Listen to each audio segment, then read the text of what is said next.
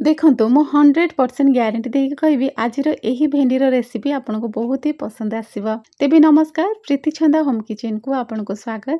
ଚାଲନ୍ତୁ ଷ୍ଟାର୍ଟ କରିବା ଆଜିର ଗୋଟେ ନୂଆ ରେସିପି। ପ୍ରଥମେ ଭେଣ୍ଡିକୁ ଆମେ ଭଲ ଭାବରେ ଧୋଇ ନେବା। ଧୋଇ ସାରିଲା ପରେ ଭେଣ୍ଡିକୁ ଆମେ ଏମିତି ମିଡ଼ିୟମ୍ ସେପ୍ର ଗୋଲ ଗୋଲ ଭାବରେ କାଟି ନେବା। ତ ମୁଁ ଏଇଠି 500 ଗ୍ରାମର ଭେଣ୍ଡି ନେଇଥିଲି ଏବଂ କାଟି ସାରିଲା ପରେ ଟିକେ ଚେକ୍ କରିନେବା। ବେଳେବେଳେ ଭେଣ୍ଡିରେ ନା ପୋକ ହୋଇଯାଇଥାଏ। ତ ଭଲ ଭାବରେ ଚେକ୍ କରିସାରିଲା ପରେ ମୁଁ କ'ଣ କଲି, ଗୋଟେ ଅଲଗା କିଛି ପାତ୍ରରେ ଯାହା କାଟି ରଖିଥିବା ଭେଣ୍ଡି ଆଡ଼୍ କରିଦେଲି ଏବଂ ତା ସହିତ ମୁଁ 2ଟି ପିଆଜକୁ ଏମିତି କାଟି ନେଇଥିଲି। ରସୁଣ ଗୋଟେ 10-12ଟା ଖଣ୍ଡେ ଛେଚି ନେଇଥିଲି ଏବଂ ମୁଁ ତେନ୍ତୁଳିର ରସ ପ୍ରସ୍ତୁତ କରିବି। ତ ତେନ୍ତୁଳିକୁ କିଛି ସମୟ ଏମିତି ବତୁରିକି ମୁଁ ରଖିନେଇଥିଲି। 500 ଗ୍ରାମ ଭେଣ୍ଡି ପାଇଁ ତେନ୍ତୁଳିର ରସ ଆମେ 2 ଚାମଚ ଭଳିଆ ନେବା। ତେଣୁକରି ଆପଣ ତେନ୍ତୁଳିକୁ ଦେଖିକି କ୍ୱାଣ୍ଟିଟି ଦେଖିକି ଆପଣ ତେନ୍ତୁଳି ରସ ପ୍ରସ୍ତୁତ କରିବେ। କାଟି ରଖିଥିବା ଭେଣ୍ଡିରେ ମୁଁ ହଳଦୀ ଗୁଣ୍ଡ, ଲଙ୍କା ଗୁଣ୍ଡ, ଧନିଆ ଗୁଣ୍ଡ, ଜିରା ଗୁଣ୍ଡ ଏବଂ କିଛି କସୁରୀ ମେଥି ଏସବୁ ମୁଁ ଆଡ଼୍ କରିଦେଇଥିଲି। ଏଇଠି ଆପଣ ଚାହିଁଲେ ହେଙ୍ଗୁ ପକାଇ ପାରିବେ, କିନ୍ତୁ ମୁଁ ଏଇଠି ପକାଇଛି ଜୁଆଣିକୁ ଏମିତି ଟିକେ କ୍ରସ୍ କରି ନେଇଥିଲି। ଅଧ ଚାମଚ ଭଳିଆ ଧଳା ରାଶି ଏବଂ 2-3 ପିଞ୍ଚ ମୁଁ ଏମିତି କଳା ଜିରା ନେଇଯାଇଥିଲି, ଯାହାଦ୍ୱାରା କି ଭଲ ବାସ୍ନା ଆସିବ ଏବଂ ସ୍ୱାଦ ଅନୁସାରେ ଆମେ ଆଡ଼୍ କରିଦେବା ଲୁଣ। ଚାଉଳ ଚୁନା ମୁଁ 2 ଚାମଚ ନେଇଯାଇଥିଲି। ଆପଣ ଯେମିତି ଦେଖୁଛନ୍ତି ଏଇ ମିଡ଼ିୟମ୍ ଚାମଚରେ ମୁଁ 2 ଚାମଚ ନେଇଯାଇଥିଲି ଚାଉଳ ଚୁନା। ଆପଣଙ୍କୁ ଯଦି ଆହୁରି କ୍ରଞ୍ଚି ଦରକାର ଆଉ ଟିକେ ଅଧିକ ମଧ୍ୟ ପକାଇ ପାରିବେ। ତାପରେ କର୍ଣ୍ଣଫ୍ଲୋର ମଧ୍ୟ ମୁଁ ସେମିତି 2 ଚାମଚ ନେଇଯାଇଥିଲି ଆଉ 1 ଚାମଚ ଭଳିଆ ମୁଁ ବେସନ ନେଇଯାଇଥିଲି, ଯାହାଦ୍ୱାରା କି ଆମର ଯେଉଁ ମସଲାଟା ନା ପୁରା ବାନ୍ଧିକି ରଖିବ। ହାଲକା ହାଲକା ଏମିତି ପାଣି ଛିଞ୍ଚିକି ମୁଁ ସବୁତକ ଏମିତି ମିକ୍ସ କରିଦେଲି ଭେଣ୍ଡି ସାଙ୍ଗରେ। ଏକା ସାଙ୍ଗରେ ଆମେ ପାଣି ଦେବାନି, ହାଲକା ହାଲକା ହାତଟା ଆମର ଓଦା ହେଉଥିବ ଆଉ ସାମାନ୍ୟ ପାଣି ଏମିତି ଛିଞ୍ଚିକି ଆମେ ଏଇ ସବୁକୁ ଭଲ ଭାବରେ ମିକ୍ସ କରିବା। ଆଚ୍ଛା, ଆପଣମାନଙ୍କୁ ଗୋଟେ ମୋର ପ୍ରଶ୍ନ, ଆପଣମାନେ କେଉଁଠୁ ଦେଖୁଛନ୍ତି ମୋର এই ଭିଡ଼ିଓ ନିହାତି ଭାବରେ କମେଣ୍ଟରେ ଜଣେଇବେ ଏବଂ ମୋର ଯଦି ଚ୍ୟାନେଲକୁ ଆପଣ ଏପର୍ଯ୍ୟନ୍ତ ସବସ୍କ୍ରାଇବ୍ କରିନାହାନ୍ତି ସବସ୍କ୍ରାଇବ୍ କରିଦେବେ। ଫେସବୁକରେ ଦେଖୁଥିଲେ ଫଲୋ କରିବାକୁ ଅନୁରୋଧ। ଏ ଦେଖନ୍ତୁ ଭଲ ଭାବରେ ଆମେ ମିକ୍ସ କରିସାରିଲେଣି। ଏବେ ଯେଉଁ ତେନ୍ତୁଳିର ରସ ଆମେ ପ୍ରସ୍ତୁତ କରିଥିଲେ ନା 1.5 ଚାମଚ ଭଳିଆ ହେଇଥିଲା, ତ ସେ ତେନ୍ତୁଳିର ରସ ଆମେ ସେଥିରେ ଆଡ଼୍ କରିଦେବା।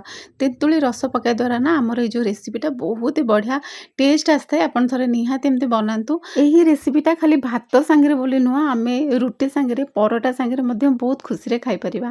ତ ମୁଁ ଏଇଠି କିଛି ରିଫାଇନ୍ ତେଲ ନେଇଯାଇଥିଲି ଏବଂ ଯେଉଁଟା ମୁଁ ସବୁ ମ୍ୟାରିନେଟ୍ କରିକି ଭେଣ୍ଡିରେ ରଖିଥିଲି ନା, ତ ଭେଣ୍ଡିକୁ ମୁଁ ଏମିତି ଛାଣି ନେଇଥିଲି। ଆଉ ଏଇଟାକୁ ମୁଁ ହାଇ ଫ୍ଲେମ୍ରେ ସାଙ୍ଗେ ସାଙ୍ଗେ ଯେମିତି ଆମର ଭେଣ୍ଡିଟା ଛାଣି ହେଇଯିବ ନା, କ୍ରଞ୍ଚି ବି ରହିବ ଆଉ ଭେଣ୍ଡି ବି ଆମର ସିଝିବ। ଆଉ ଭେଣ୍ଡି ତ ବହୁତ ଜଲ୍ଦି ସିଝିଯାଏ, ଆପଣମାନେ ଜାଣିଛନ୍ତି।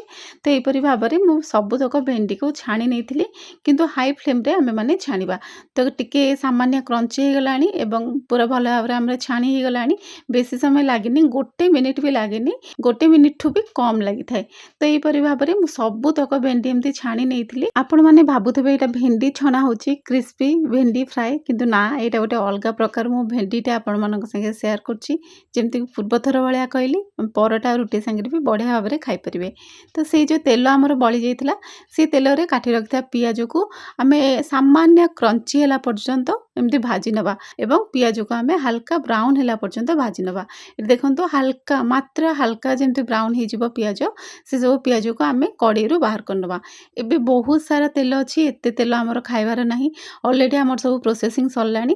ସବୁତକ ତେଲକୁ ଆମେ ଆଡ଼୍ କରିବା। ମାତ୍ର 1 ଚାମଚ ଭଳିଆ ତେଲ ରଖିକି ଆଉ ସବୁ ତେଲକୁ ଏମିତି ବାହାର କରିନେବା। ବାକି ଯେଉଁ ବଳକା ତେଲରେ ଆମେମାନେ ଭଜା ଭାଜି ପାରିବା, ଡାଲି ବଘାରି ପାରିବା, ତ କିଛି ବି ତେଲ ନଷ୍ଟ ହେବନି।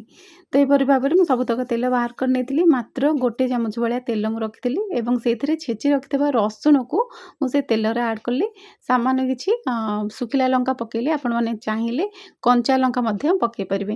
ତ ଭଲ ଭାବରେ ଟିକେ ହାଲକା ଭାଜି ହେଇସାରିଲା ପରେ ସେଇ ଯେଉଁ ପିଆଜକୁ ଆମେ ଛାଣିକି ରଖିଥିଲେ ନା, ସେ ପିଆଜକୁ ଆମେ ତୁରନ୍ତ ସେଇଥିରେ ପକାଇକି ସାମାନ୍ୟ ଟିକେ ନାକୁ ଏପଟ ସେପଟ କରି ଭାଜି ନେବା ଏବଂ ତାପରେ ଯେଉଁ କ୍ରିସ୍ପି କରିକି ଆମେ ଭେଣ୍ଡିକୁ ଛାଣିଥିଲେ, ସେ ଭେଣ୍ଡିକୁ ମଧ୍ୟ ଆମେ ସେ ପିଆଜ ସହିତ ଭଲ ଭାବରେ ହାଇ ଫ୍ଲେମ୍ରେ ମାତ୍ର 1 ମିନିଟ୍ ପର୍ଯ୍ୟନ୍ତ ଏପଟ ସେପଟ କରି ଭାଜି ନେବା। ତେବେ ରେଡ଼ି ହେଇଗଲା ଆମର କ୍ରିସ୍ପି ଭେଣ୍ଡି ଓନିଅନ୍ ଫ୍ରାଏ। ବହୁତ ହି ବଢ଼ିଆ ଲାଗେ, ରୁଟି ପରଟା ସାଙ୍ଗରେ ମସ୍ତ ଜମିବ, ଭାତ ସାଙ୍ଗରେ ବି ଜମିବ। ଆମେ ତ ଓଡ଼ିଆ, ଆମ ପଖାଳ ଭାତ ସାଙ୍ଗରେ ବି ଏଇଟା ପୁରା ଜମି ହେଇଯିବ। ନିହାତି ଥରେ ବନାନ୍ତୁ। କ୍ରଞ୍ଚି ତ ରହିବ, ତା ସହିତ ସ୍ମୁଥ୍ ଟିକେ ଆସିଥିବ ଏବଂ ପିଆଜର ଆମର ଯେଉଁଟା ହାଲକା ଆମେ ଭାଜିଥିବେ ନା, ପିଆଜର ଗୋଟେ ବଢ଼ିଆ ଟେଷ୍ଟ ଆସିବ। ତ ନିହାତି ଭାବରେ ଥରେ ଏମିତି ବନାନ୍ତୁ, ଛୁଆମାନଙ୍କୁ ଖାଇବାକୁ ଦିଅନ୍ତୁ, ଟିଫିନ୍ରେ ମଧ୍ୟ ଛୁଆମାନଙ୍କୁ ଦିଅନ୍ତୁ। ଛୁଆମାନଙ୍କୁ ପୁରୀ ପରଟା ସାଙ୍ଗରେ ସର୍ଭ କରନ୍ତୁ, ସେମାନେ ବହୁତ ପସନ୍ଦ କରିବେ। ଆଶା କରୁଛି ଆଜିର ରେସିପି ଆପଣଙ୍କୁ ପସନ୍ଦ ଆସିଥିବ। ନିହାତି ଭାବରେ ଏମିତି ଥରେ ଭେଣ୍ଡିକୁ ଗୋଟେ ୟୁନିକ୍ ଷ୍ଟାଇଲ୍ରେ ଭାଜନ୍ତୁ। ରେସିପି ଭଲ ଲାଗିଥିଲେ ଚ୍ୟାନେଲକୁ ସବସ୍କ୍ରାଇବ୍ କରିବେ। ଫେସବୁକରେ ଦେଖୁଥିଲେ ପେଜକୁ ମୋର ଫଲୋ କରିବାକୁ ଅନୁରୋଧ ରହିଲି। ନମସ୍କାର, ପୁଣି ଦେଖା ହେବା ଆଉ କିଛି ନୂଆ ରେସିପି ସହିତ। ସେ ପର୍ଯ୍ୟନ୍ତ ଜୟ ଜଗନ୍ନାଥ।